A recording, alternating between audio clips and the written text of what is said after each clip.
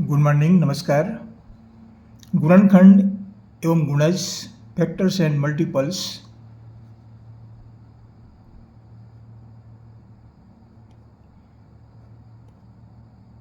ये अध्याय कक्षा छठवीं के अंतर्गत कक्षा छठवीं में पढ़ाई जाती है कि गुणनखंड और गुणज क्या है। तो इस अध्याय से हमने ये प्रश्न लिया है और ये प्रश्न जो है छत्तीसगढ़ पाठ्य पुस्तक निगम वहाँ किताब से मैंने ये प्रश्न प्राप्त किया है और कक्षा छठी के विद्यार्थियों के लिए ये वीडियो हम जारी कर रहे हैं। अब ये लघुत्तम समवर्त का उपयोग जो है 7वीं भी होता है, 8वीं भी होता है, 9वीं में होता है और आगे क्लास में होता ही रहता है। हालांकि ये छोटा सा गणित है लेकिन इसका उपयोग प्रत्येक क्लास में होते रहता है। तो कहने का तात्पर्य यह है कि इसकी जानकारी अत्यंत आवश्यक है। तो पहला प्रश्न क्या है कि 14 और 28 का लघुत्तम समवर्त ज्ञात कीजिए अभाज्य गुणनखंड विधि से, प्राइम फैक्टर मेथड।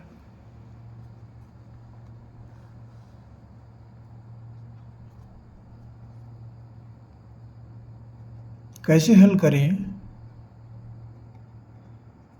हमको उपयोग करना है प्राइम फैक्टर मेथड।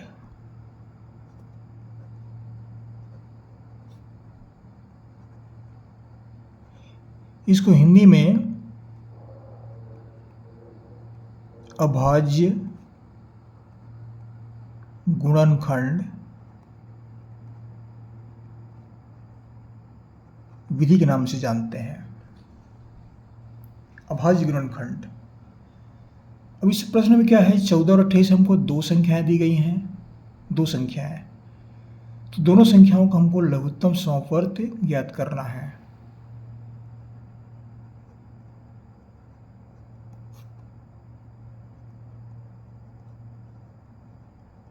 लघुत्तम समवर्त, इसको यह इंग्लिश में संक्षिप्त नाम इसको बोलते हैं एलसीएम,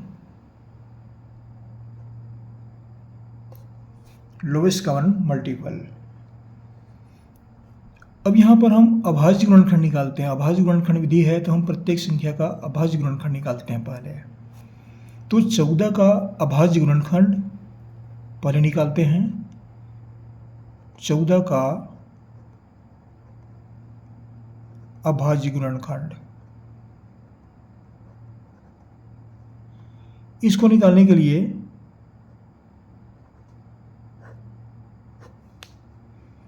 अब देखिए इसके कौन कौन से गुणनखंड बनते हैं ये हमको निकालना पड़ेगा।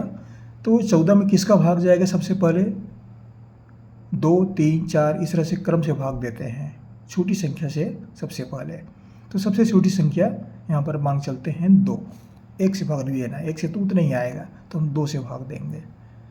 अगर 2 का पहाड़ा पढ़ते हैं, 2 का टेबल पढ़ते हैं तो ये होता है 2 सत्ते 14। अब 7 को अब 2 से भाग नहीं जाएगा, 3 से भी नहीं जाएगा, 4, 5 से भी नहीं जाएगा, 6 से भी नहीं जाएगा।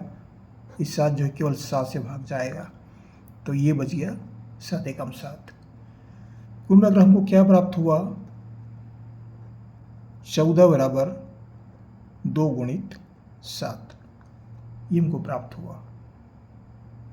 तो 14 का अभाज्य गुणनखंड कौन कौन से हैं? 2 और 7। अगली संख्या लेते हैं 28 को।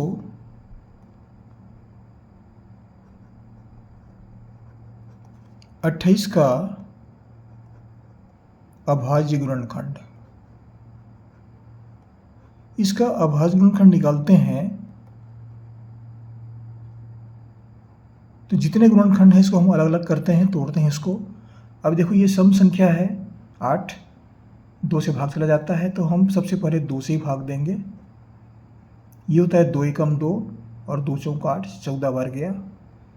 14 फिर सम संख्या है तो ये 2 से भाग जाएगा फिर से, तो 2 सत्ते 14।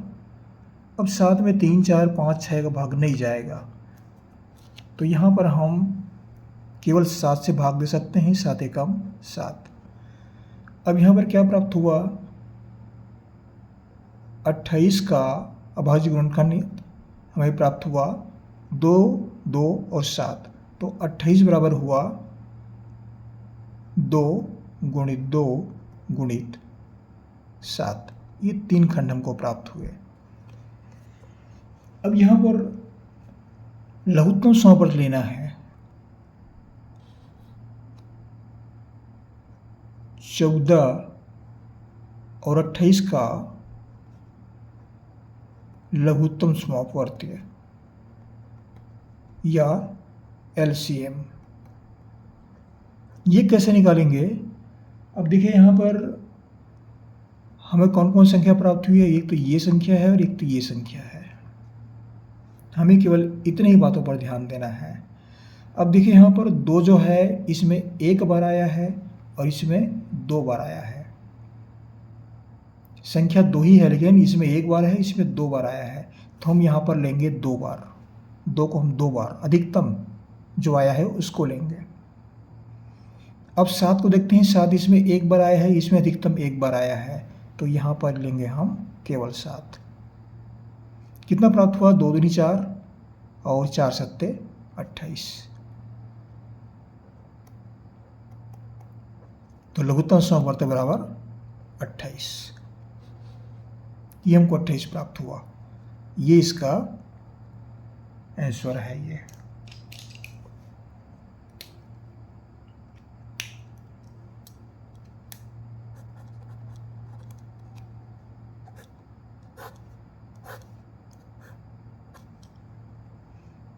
अब हम अगला प्रश्न लिए हैं। एक और प्रश्न लिए हमने यहाँ पर। ये वाला प्रश्न है, प्रश्न 2। 28 56 का लघुत्तम समावर्त ज्ञात कीजिए।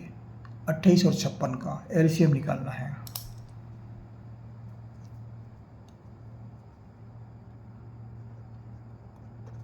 कैसे हल करें इसके लिए?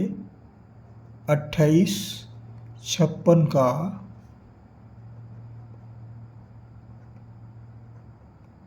लघुत्तम समावर्ती।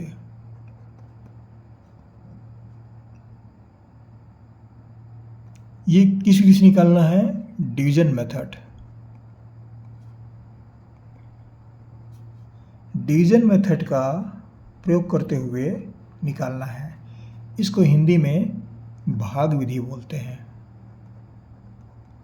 भाग विधि का प्रयोग करते हुए 28 और 56 का लघुत्तम समावर्त ज्ञात करेंगे।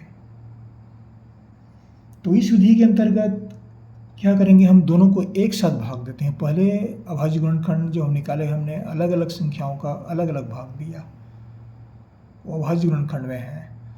अब यहाँ पर हम दोनों संख्याओं को एक साथ लेते हैं।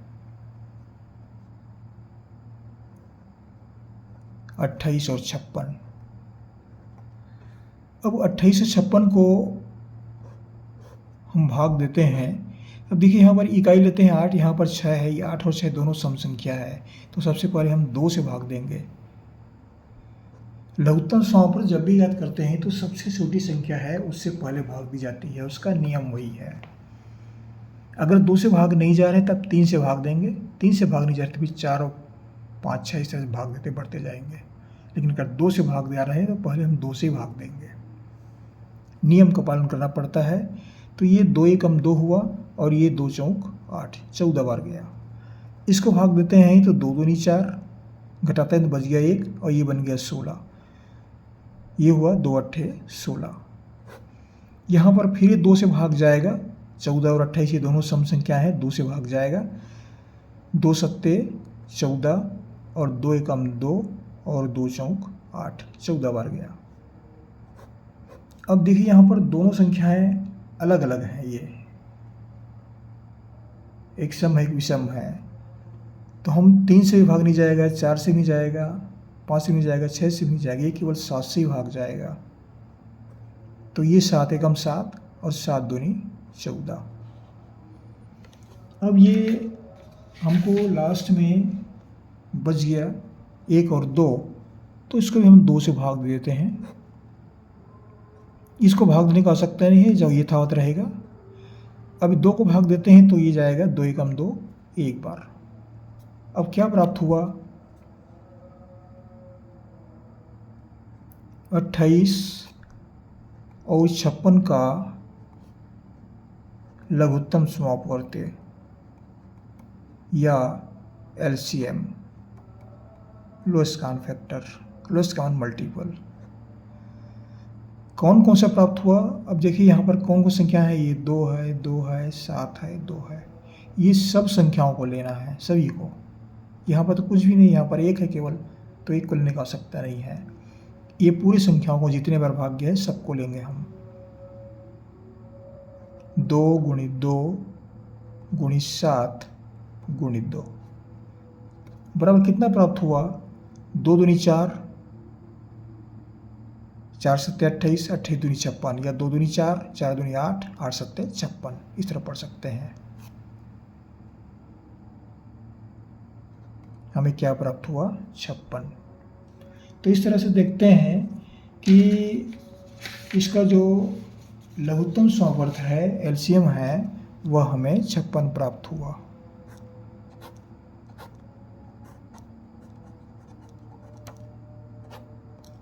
इस तरह से लघुत्तम समापवर्त या LCM हम भाग विधि का प्रयोग करते हुए निकाल सकते हैं। प्रायः लघुत्तम निकालने के लिए भाग विधि का प्रयोग किया जाता है। आगे चल करके हम भाग विधि का यह प्रयोग जो है ज़्यादातर करते हैं। इसका विधि, इस विधि का उपयोग बहुत होता है, ये इस विधि का प्रयोग करते हैं। आप चाहें तो पहले वाली विधि से निकाल सकते हैं, अभाज्य गुणनखंड विधि से, उसमें कोई दिक्कत नहीं, बना सकते हैं, लेकिन इसका प्रयोग करते हैं। ये कक्षा 6वीं के विद्यार्थियों के लिए था। आशा करता हूँ ये वीडियो कक्षा 6वीं के विद्यार्थियों को लाभप्रद सिद्ध होगा, और जहाँ से पढ़ रहे जरूर कमेंट्स कीजिए। हमारे चैनल को सब्सक्राइब करना ना भूलिए, सब्सक्राइब अवश्य कर दीजिए। ये कार्य हमको हर वीडियो में कहना पड़ता है, हर वीडियो में, तो ये कार्य अवश्य कर दीजिए। आपको हमारी से बहुत बहुत शुभकामनाएं। अगले वीडियो में फिर मुलाकात होगी, फिर पढ़ेंगे। Thank you.